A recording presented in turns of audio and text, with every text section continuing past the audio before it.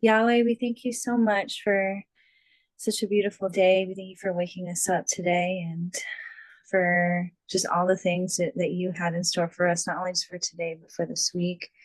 We thank you for walking alongside with us.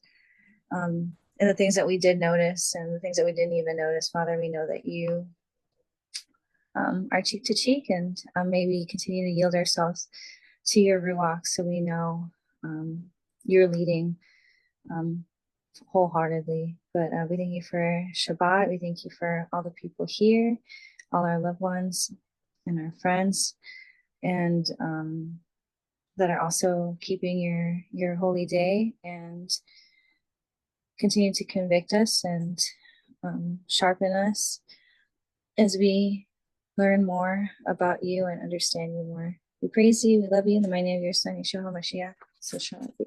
The first thing I want to do is I want to give you thanks, like every single Shabbat, for joining us in the set apart day that Yahweh has created for Himself and for us, to be able to rest in His presence and remember Him and do everything and always unto His name. So we are here to honor and glorify His name.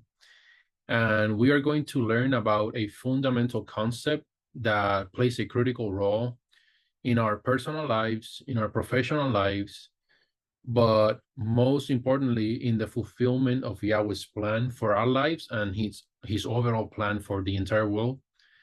And I'm talking about the concept of contribution. Like you guys have been hearing me saying a lot of time, we were created to create, to contribute, to collaborate, and to connect. So I want to cover these different concepts because you guys also have been also repeating these concepts, and I want to make sure that we all have very clear what these concepts are, because just like many people repeat, seek first the kingdom of Yahweh and His righteousness, and everything else will be added to you, without even knowing what the kingdom of Yahweh is. I want to make sure that we are not going around saying that we are made to contribute and connect and all of these things without knowing what these things are. So I want to make sure that we cover all these concepts. Contribution, whether it is through the skills that we offer, the knowledge that we share, or the resources that we bring to the table, contribution is a key aspect of success, stewardship, and fulfillment. So today I want to share what contribution truly means, how to identify and leverage our unique contributions, and the impact that we can make by effectively contributing in the life of other people. So to begin, I want to define contribution. And contribution is the act of bringing something valuable, whether it is your time, skills, knowledge, or resources, to support and to improve the life of other people, to support and improve a project, a cause, or a community. Yeah, contribution is about adding value and making a difference. So with that being said, I want to read two passages that show us that contribution is part of Yahweh's plan for every single one of us. And the first passage is 1 Peter chapter 4, verse 10, or First Kepha. If you guys want to go there, First Kepha, 1 Peter chapter 4, verse 10. Yahweh has given each of you a gift from His great variety of spiritual gift. Use them well to serve one another. The next passage that I want to read is in Matthew, or Mattityahu, chapter 25, verse 40. Mattityahu, chapter 25, verse 40. In Mattityahu 25:40 says, and the king will say, I tell you the truth, when you did it to one of the least of these, my brothers and sisters, you were doing it to me. So why is contribution important? There are few key reasons for, that contribution is important. Number one is stewardship. And I will go a bit more into the stewardship portion of contribution later in the message. But to me and for Yahweh, Stewardship is one of the key reasons of contributing. It's very important in our life to understand that contribution is part of us being great stewards over the resources that we have, over the people, over everything. So another key aspect is fulfillment. When we contribute to something larger than ourselves or someone larger than ourselves, we will find a deeper sense of purpose and fulfillment. It is rewarding to see how our efforts positively impact the life of other people and contribute to achieving a goal. Helps other people when we contribute effectively, and it helps to achieve goals for ourselves, for other people, and most importantly, which is the most powerful sense of fulfillment, is knowing that by contributing, we are advancing the kingdom of Yahweh here on earth. And when we do that, we are also storing up treasures in heaven, which is a command that we have from Yahushua, which is in the book of Matthew, chapter 6, verse 20. In the book of Matthew, chapter 6, verse 20 says, store your treasures in heaven where moths and rust cannot destroy, and thieves do not break in and steal. We are meant to be contributing in the aspect of being able to advance the kingdom of Yahweh. The next key reason of contribution is making an impact. Our contribution can help to solve problems, to drive progress, to push people to progress in their life, and in many other things. It's not only people, but situations, communities. Like we are people of driving progress when we are making impact by our contribution. And also, we can make a meaningful difference in many different contexts, whether it is at work, in our communities, in our personal life. The act of contributing helps move things forward and create positive changes. And that is our job as family and as important members of the kingdom of Yahweh, is to make change in this world. We are not here to be followers. We are not here to be conformed by this world. We are here to make a difference, to make a change, to help people to advance the kingdom of Yahweh. One of the things that we can be doing is to set time aside to think about the times when we contributed to something, whether it was at work, a community service, or even helping a friend. And we can think of how serving others made us feel, because I'm pretty sure that the time in your life that you feel the most fulfillment was when you were helping people, when you were contributing to other people's life, not when you were served, but when you were serving people. That gives you the most sense of fulfillment, because we are doing what Yahweh created us to do. Also, you can meditate on what impact did it have on the people involved when you helped them. What was the change, the transformation that you saw in these people? These reflections can help you, can help all of us to understand the importance of our contributions, and it can also motivate us to continue making a difference.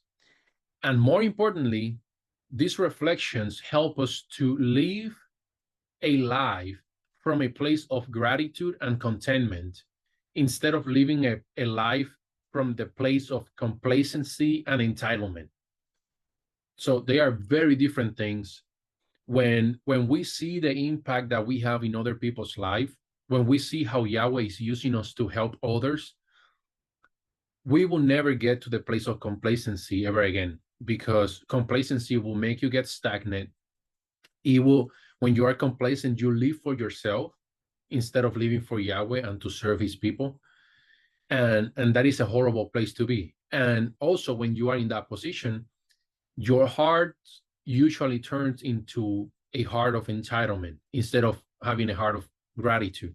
But when you see how meaningful the things that Yahweh wants you to do here on earth is, you're going to start living a life from a place of gratitude and contentment.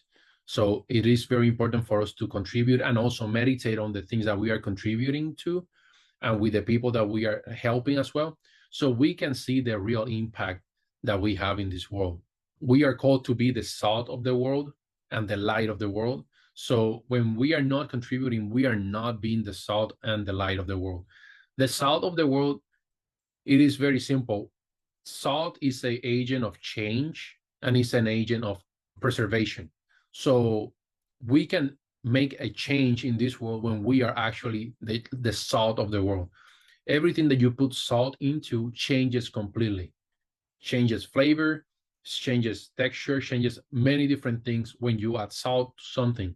And it also preserves things. So we are here to preserve the kingdom of Yahweh and make sure that it moves forward without being corrupted. And we are the light as well. So we need to understand that no matter how much darkness there is, the more darkness you bring to a place, that does not shade the light. You know, if there is a light on in a place of darkness, it doesn't matter how dark you make the place, the light will still shine.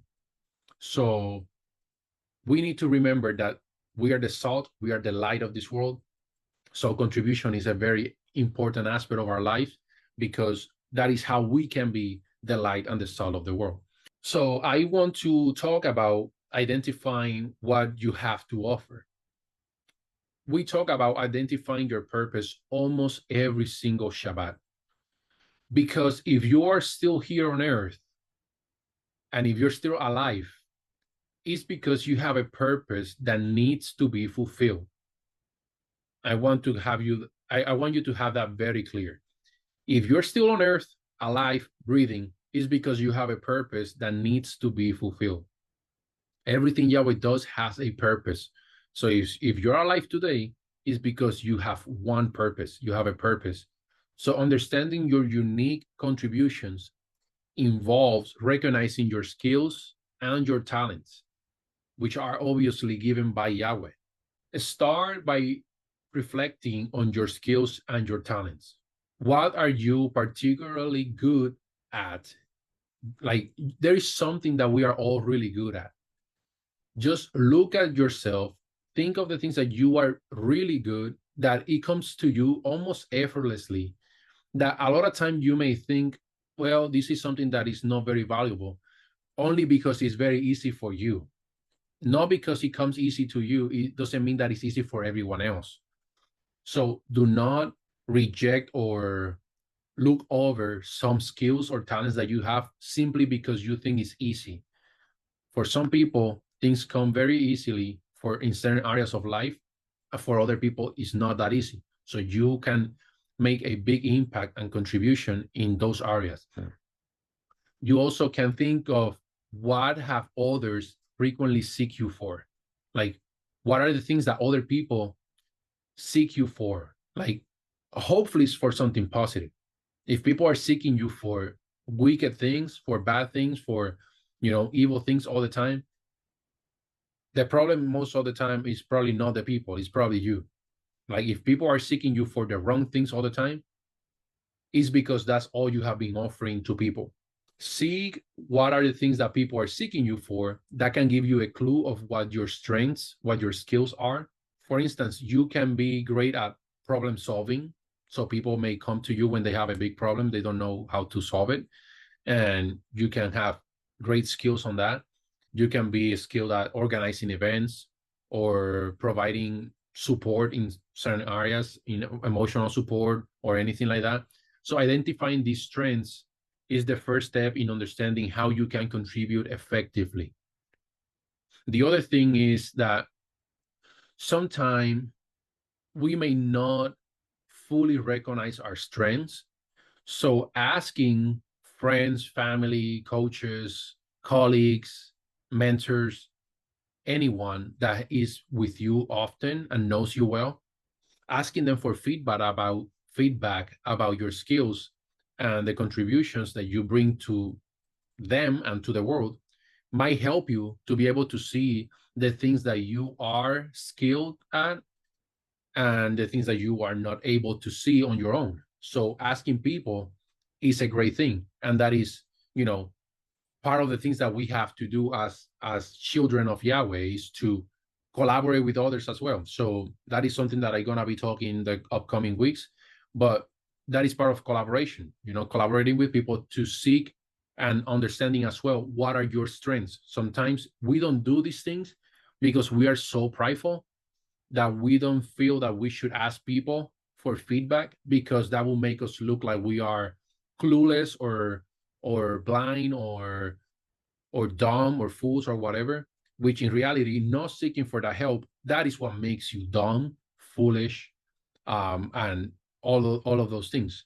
So if you don't know what your skills are, you can ask questions. You can ask your family, friends, coaches, whatever. So you can identify these things, because the longer you take to identify these things, the more your life will become meaningless. The only purpose for our life, the only thing that brings fulfillment to our life, is when we do what we are called to do. So the longer you procrastinate these things because of pride, you're going to suffer many bad things in your life. So your friends and family or whatever might have insight into areas where you are really good at, where you could add value. And of course, something that we should always be doing as part of our life every single day is praying to Yahweh. So you can pray to Yahweh for clarity in those areas of your life. He can make it very clear to you if you start seeking him every single day. And there is one thing that we should do, and I have mentioned many, many times before, but I am pretty sure that some of you haven't done it yet, which is to create a skill and talents inventory. Like looking into yourself and making an inventory of what are your skills and your talents. I'm pretty sure if you separate time to do a list of your talents and the areas that you have some sort of expertise, I'm pretty sure you can find some things. If you don't find anything, that also should be something that you need to meditate on, because if you don't find anything, that means that until this point in your life, you haven't done anything for the kingdom of Yahweh. If you cannot find anything that you are good at, nothing that you feel that Yahweh has blessed you with in some sort of talents and stuff like that, that means that most of the things that you have done in your life has been outside of your purpose, which we will never be rewarded for the things that we do outside of the purpose and calling that we have. If you do that list, that can help you see where you can best contribute and find opportunities that match your skills and your expertise. So with a clear understanding of what you have to offer, the next step is to make effective contributions. Making effective contribution involves applying your skills and resources in ways that align with Yahweh's purpose for your life and for the needs of other people. So contribution can be in various forms. It can be skill-based, it can be knowledge-based, and it can also be resource-based. So those are the different ways of contribution. So a skill-based contribution is when you apply your professional or personal skills, whatever those are, to assist other people. And that is why I mentioned that is very important for us to do an inventory of what those things are, what those skills are. So you have something to offer based on your skills to other people. The other type of contribution is knowledge-based contribution. So you can share your knowledge, your understanding, your expertise through many different ways. You can do a mentoring, teaching, coaching, writing. You can offer workshops, seminars. You can write a book. You can have one-on-one conversations with your friends, family, with whoever. You can even start a YouTube channel, whatever. There can be, all of these things are very, very valuable ways of contributing when it's knowledge-based. A lot of time people don't see how they can contribute just because all they have is knowledge. They are not very skilled, like hands-on. different things, but they have plenty of knowledge. There are many ways to contribute in these areas. You just need to be very resourceful. The other type of contribution is resource-based. So providing resources such as time, money, food, transportation, equipment, etc. There are a limitless resources out there that we can be a great contribution to other people with the resources that Yahweh has given us. So we can help people with their lack of resources or with the lack of awareness of their resources. So it will be very good that when you help people in any of the ways that I just mentioned, it's very, very important if you are able to teach them how they can become a blessing for others, just like you were a blessing to them. So helping people is a great thing, but teaching them how to get the skills, how to get the knowledge, the understanding, how to get the resources, following Yahweh's principle, is actually one of the greatest and most powerful contributions that you can make. So giving the help to people, but not helping them to know how they can get the skills, knowledge, and resources for themselves, oftentimes creates a bigger problem because it creates a dependency on you instead of seeking Yahweh and seeing how they can do it, to advance the kingdom of Yahweh, be a great blessing for others. They now start seeking you instead of seeking Yahweh. And even though that is what the world teaches, especially if you are, looking into the word to how you can start your own business or whatever, is that it teaches that if you teach people how they can do the things that you are offering for themselves, you will lose your business. And I say that is a lie from the devil. Because if I believe and I know that I am the king of my assignment, and if you are also the king or the queen of your assignment, no one can take your assignment away from you. No one, only Yahweh can do that. And you following Yahweh will make sure that he does not take your assignment away from you. So teaching others how they can acquire all the things that you are teaching them is one of the greatest contributions that you can make. And that will not ever, ever, ever take your assignment away from you or your business or anything. So, for example, when I help people, I don't help people so they have to depend on me for their entire lives. I help them so they can be a great help in the world. So I cannot be in more than one place at a time. So right now I'm here. I cannot be here and in Arizona and in Colorado and everywhere at the same time. So understanding that if I teach the truth to one person and that one person teaches the truth to one more person, and that keeps compounding day after day, year after year, at the end of the day, the message I teach can reach millions or hundreds of millions of people.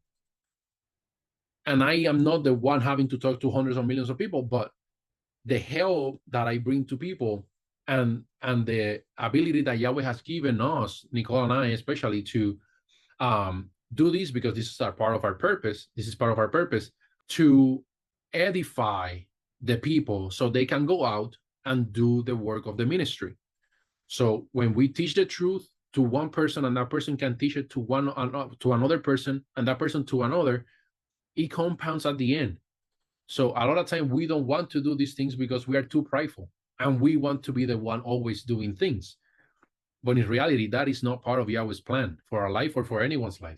That is something that I believe is something that can be implementing in everyone's life. So no matter in what area I'm helping someone, whether it is in finances or life's purpose or marriage or spiritual life, whatever it is, the message I bring is only one message, which is Yahweh. And I mentioned before that Yahweh is the Elohim of order. So there are specific ways to be able to contribute and making sure that your contribution is relevant. The first thing that we need to do is identify a need. Before contributing, we need to understand the specific needs of the people that we are led or that we are called to help. We all have different group of people that we are meant to help. If we were all supposed to help the same people, we were not supposed to be all here, because that would be the purpose of one person. But we all have different group of people that we are meant to help. So we need to identify the needs of those people. So this ensures that our efforts are relevant and impactful. The next thing that we need to do is we need to be proactive. Don't wait for others to ask for help. Look for opportunities where you can make a difference and just offer assistance, offer your help. They can reject your help. That is fine. If they want to reject your help, you don't need to be offended because they reject your help. But you don't need to wait for them to ask. You can literally be proactive and ask if you can help in certain areas. If they are not open to receive help, don't force it. Don't force it. The scripture says to don't waste your time with fools, educating fools. So if they are not open to receive your help, don't force it. But if Yahweh puts in your heart to help someone, do not wait for the person to come to you. Just be proactive. All you need is the green light from Yahweh. If he gives you the green light, go ahead. Obviously, don't be a fool either, just going to everyone and offering help without allowing Yahweh to lead you and guide you into what you should be doing. But the next thing that we can do and that we should do, which is one of the topics I will be talking about in the upcoming weeks, is collaborate. So working with others in alignment with Yahweh's will is going to amplify the impact of our contribution. So combining our efforts with two or more will achieve greater results. And we can see that in the scriptures, in the book of Kohelet, which is Ecclesiastes, in Ecclesiastes or Kohelet, chapter 4, verses 9 to 10, because I would like for you guys to see that, part of the contribution, what will make the contribution more effective in every single area will be to collaborate with people. So in the book of Ecclesiastes, chapter 4, verses 9 to 10 says, 2 people are better off than one, for they can help each other succeed. If one person falls, the other can reach out and help. But someone who falls alone is in real trouble. So a lot of people don't like to collaborate. And they don't like to collaborate because they are too prideful. Like I mentioned earlier, if we are prideful, we will not help people in a way that they should be helped. We are not serving people because we want to serve. We are helping people, serving people because for what we can get in return. And that is not what Yahweh wants. So collaborating is a great thing that we can do to be more effective in our contribution. Like I mentioned, if I teach one person and that person is knowledgeable enough because of the help that I brought to them, and they can teach one other person, and that person teaches another, that is more effective than me wanting to talk to every single person. And how that can happen is if I'm prideful and I don't want to help the people for the sake of serving them, but only because I want to get benefits out of it. And if any of you still confused about this, let me make it very clear. Pride is demonic. Pride is the image and the likeness of the devil. Just put that very clear in your head, like just engrave that in your heart, that pride is the image and the likeness of the devil. So if you are prideful, you are representing yourself as the devil here on earth. You're representing the devil on earth if you are a prideful person. So I hope I made that very clear, and I hope that is very easy for everyone to understand. Pride is the image and the likeness of the devil. So while contributing is valuable, there can be certain challenges that might hold us back. But I want to discuss common challenges on how to overcome them, or how to identify the challenges, and also identifying if they are actually challenges or if they are just excuses. Most often, they are challenges only because we are not resourceful and creative. The good thing is that we all have a portion of resourcefulness and creativity inside of us, because we were created in the image and the likeness of Yahweh. So these challenges most likely are not real challenges, but they are more like excuses. So one of the challenges that most people have, why they don't contribute or why they don't do many things in life, especially working in alignment to Yahweh's will and, walking in their purpose, is lack of time.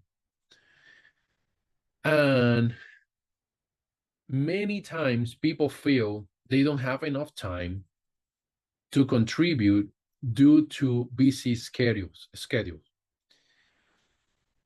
or most likely what they consider a busy schedule. Because a lot of time we think that we are busy, but in reality, we are not that busy.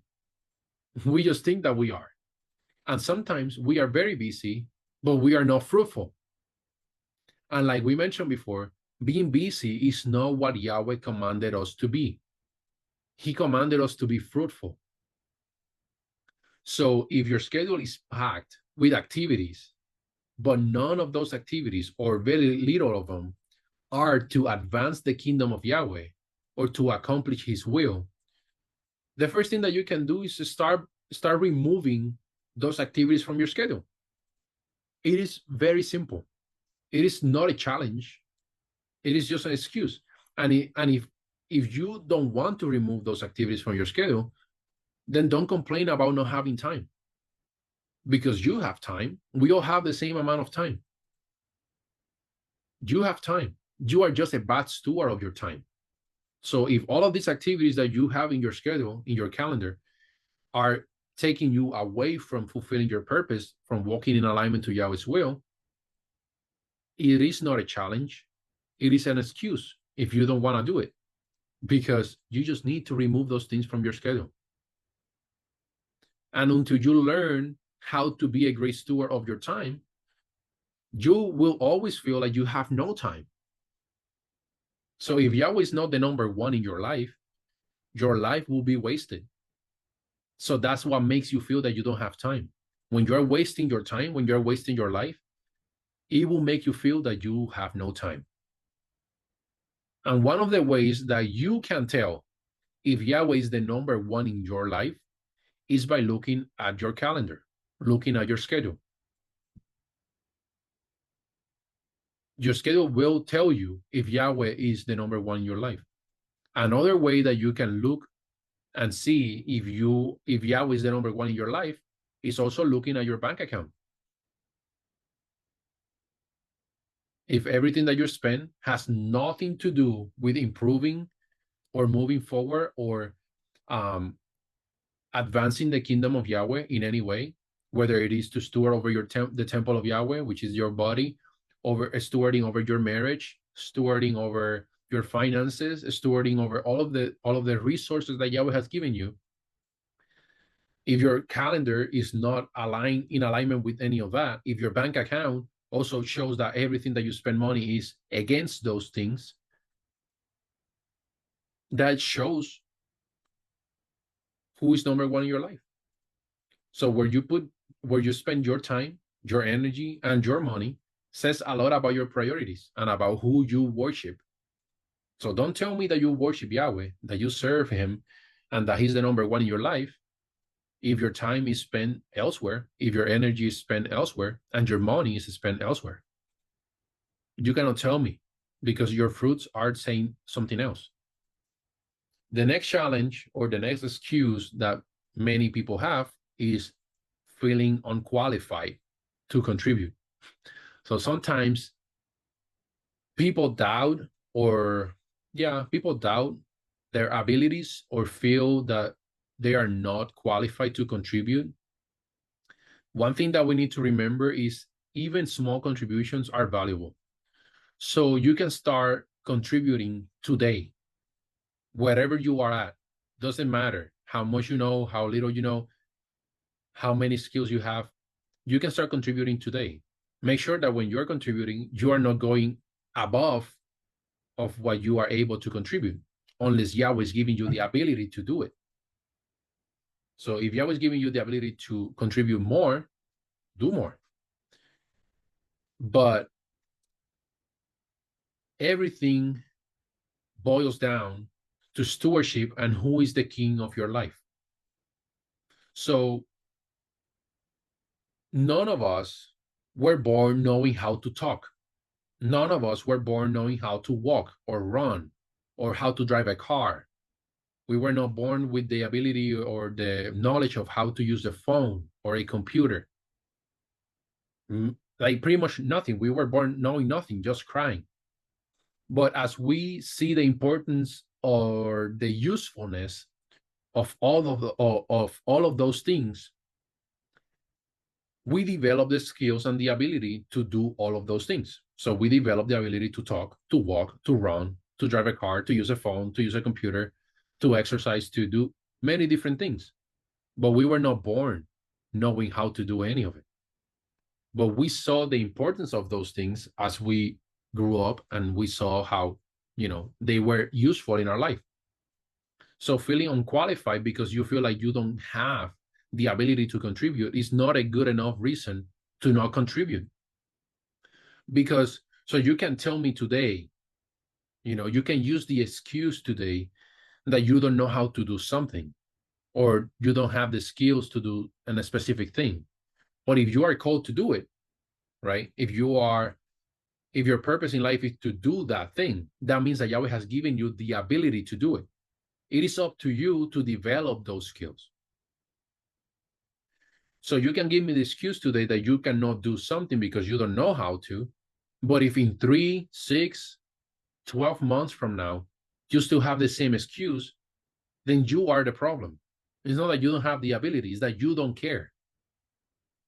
So that means that you don't care enough about Yahweh to make him the number one in your life. The scripture says that Yahweh gave us the ability or the power to create wealth. It is our responsibility to develop those skills to be able to maximize our contribution in his kingdom. And the next challenge or the next excuse that a lot of time people have is that there are no opportunities for them to contribute. So a lot of time people say that there are no opportunities for them to contribute. And that could be true in some aspects. But like I mentioned before, there are two sides to everything. And if something is true, that also means that it can be false. The only thing that never changes is the truth. But true is something that is dynamic. So you are here now listening to what I'm saying. That is true, but it's not truth, because you won't be listening to me once this meeting is done. So the truth is dynamic. It changes. The truth does not change. So it can be true that there are no opportunities, but it's not the truth. So that can change. So if something is true, it has the potential to change. If something is truth, it cannot change. That is why Yahweh says that he do not change. And that is also why he says that he cannot lie. It doesn't say that he does not lie. It says that he cannot lie. And that is because he is the truth.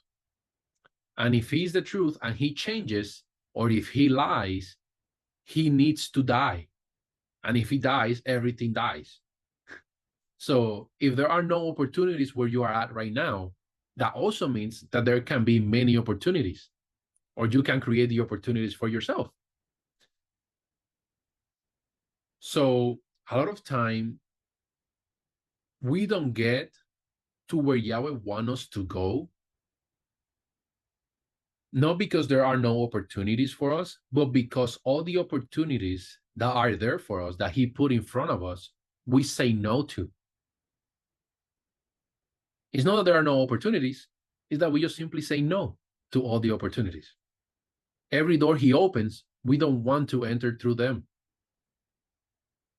So you want to reach certain goals or certain visions in your life, but you don't want to go through the learning process that will teach you and will prepare you to succeed once you reach the promised land.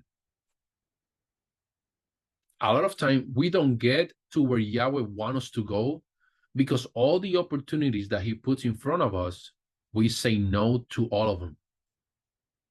So what is the point of reaching the promised land if you don't know how to live in the promised land? Look at the Israelites. They wanted to reach the promised land, but they didn't want to learn in the process how to live in the promised land. So what is the point of it? If you don't know how to steward over less significant matters, what makes you think that you can be a good steward over more responsibilities? You won't be. It doesn't work that way. It's not like, Yahweh, I don't want to be a good steward over this because this is very little. Just give me more and more and more. I will show you how I am a good steward. He won't give you more than you can handle. And the way that you know, and he knows that you can handle it, is the way that you demonstrate, like your actions, the way you handle things right now. It tells him if you are ready to handle more. He knows everything. So it's more about you. Is those things show you if you are able to handle more or not. He knows everything. He knows if you can or not. So your action will show you and teach you if you are ready to handle more.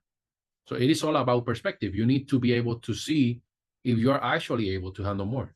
If you don't receive more responsibilities, just start looking in yourself and see, am I stewarding well over what I have? Make sure that you are not wanting to rush the process or get out of the process of learning to reach the promised land. Make sure that you enjoy the process. You learn everything there is to learn in the process. So when you reach the promised land, you are able to steward well over it. Trust me, Yahweh does not have any rush. And if you are not willing to reach the promised land, he won't force you either. Again, look at the Israelites. The promised land, it was literally that, a promised land, and they were meant to reach it. And all the people that left Egypt, none of them were able to enter the promised land. Because it is a promise of Yahweh that if we steward well over his things, he will make us ruler over many more things. So if we are not receiving more responsibilities, that means that the things that we have at the moment, we are not stewarding well over them. Because he cannot lie. So that means that he will give us more responsibilities as we steward well over the ones that we have. So if there are no more things coming our way, more responsibilities, that doesn't mean more money, more whatever. It can be stewarding over one more person, helping one more person, an extra responsibility at work, at the house, whatever it is. If there are no more responsibilities coming our way from Yahweh, that means that the responsibilities that we have at the moment, we are neglecting them. We are not stewarding well over them because he is true to his word. So if he says, if you're steward well, I will make you ruler over many things, then that has to happen. Just look at the Israelites. They were on the way to the promised land, but they did not want to learn how to live in the promised land before they got there. So all the Israelites that left Egypt, none of them entered the promised land. Not even Moses entered the promised land. And why is that? Simple. Moses was told to speak to the rock, and the rock will bring forth water. He decided to hit the rock.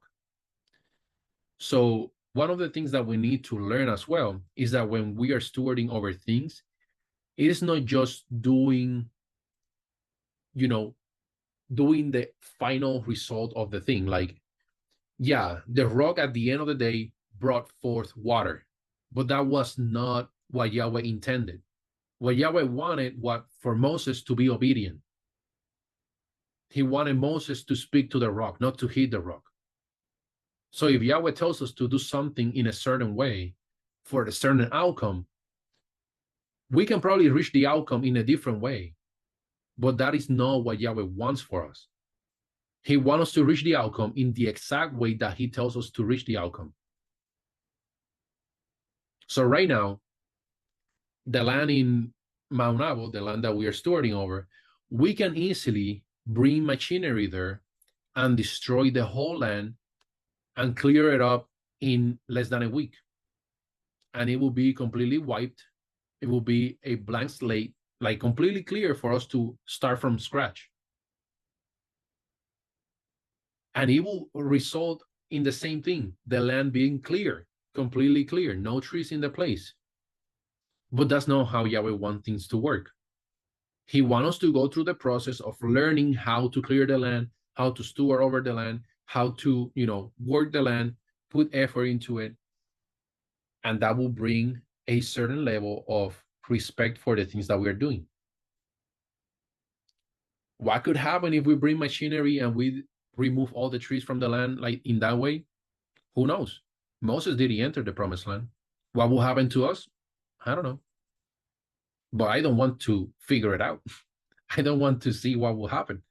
So we obey what he tells us to do, and we will do it the way he told us. So if he tells you something in a certain way that you need to go about, even if it seems more work, even if it seems like it's tedious or whatever, do it in that exact way. Because you're going to make sure that you reach the promised land and you don't stay in the desert for 40 years when it should have taken you 11 days.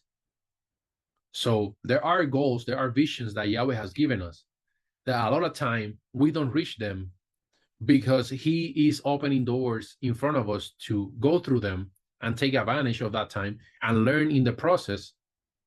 And things that can take us 11 days will take us 40 years simply because we are not open to do the things the way Yahweh wants us to do it. So at the end of the day, everything that I mentioned boils down to who are we living for? Are we living for ourselves or are we living for Yahweh? If we are living for ourselves, we will be always horrible stewards over everything. And we will be horrible stewards over everything because we will think that we are in charge. That is when we live for ourselves. If we live for Yahweh, we can become great stewards because he is the sovereign king of our lives and of everything that we have. And again, like the scripture says, you will know them by their fruits. So I don't care, and Yahweh doesn't care what you tell about what you believe, what you say about what you believe, if your fruits shows something different. Your fruit will show me, will show the world, will show Yahweh what you truly believe. So I encourage you to take this wisdom, these words that I share with you today, and apply them in your personal and professional life in every single aspect. So I want to make sure that we continue to make meaningful contribution and work together to create a positive change and advance the kingdom of Yahweh, which is what we are called to do. So I hope this blesses you guys. Heavenly Father, Yahweh, we thank you for today. Thank you for these words. Thank you for your encouragement, for your correction. Thank you for loving us so much that you bring this correction, that you bring this wisdom to us, these teachings. Help us to receive it well. Help us to grasp all of the things that you have shared today with us and apply them in our lives so we can honor you, glorify you, bless millions of people like you have called us to. Father, we pray that you help us to contribute in a way that is honoring you always. Help us to never become prideful. Remove pride completely from our lives. Remove any kind of wickedness from our life. Remove any kind of selfishness from our life. Help us to be generous. Help us to be selfless. Help us to be servants. And help us to be who you created us to be, to do the things that you created us to do, so we can have all the blessings that you have for us in life. Help us to learn in the process. Help us to see the process to reach the promised land as a blessing and not as a burden. Help us to learn all the things that you want us to learn and apply them in our lives. So once we reach the promised land, we are able to steward well over that promise. It is all about you, and help us to live that way. Help us to live in a way that shows the entire world and also to ourselves that you are the most important person in our life. You are the number one in our lives, and nothing else, no one else will ever have that position ever again. Help us to put everything down, lay everything down at your feet, and we ask you to help us to be great steward over all of the resources that you have given us. We know that you are true to your word, that nothing can change from you. You are perfect, and your word is perfect, and we know that you are faithful. So we know that if we do our part, you will always, always, always be faithful. So help us to never, ever blame you or point fingers. We know that you have given us the ability to do all things in you.